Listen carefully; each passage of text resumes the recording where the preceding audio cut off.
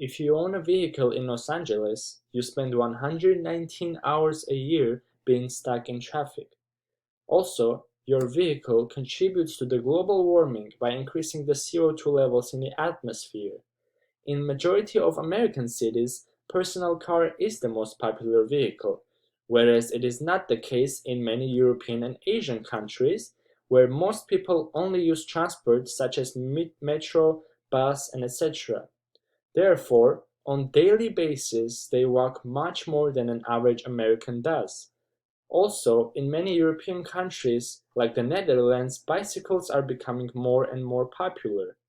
Indeed, the most crowded intersection in the world is in Tokyo, in the capital of Japan, which has the highest life expectancy rates on Earth. Also, according to Harvard University, an adult person needs to spend at least 45 minutes a day walking to maintain overall health. So let's make our voices heard, because together we're stronger. Let's demand our governments to provide us with developed transportation systems in our cities so we can have time saved and our nerve cells that we waste in traffic, and most importantly, have cleaner air to breathe.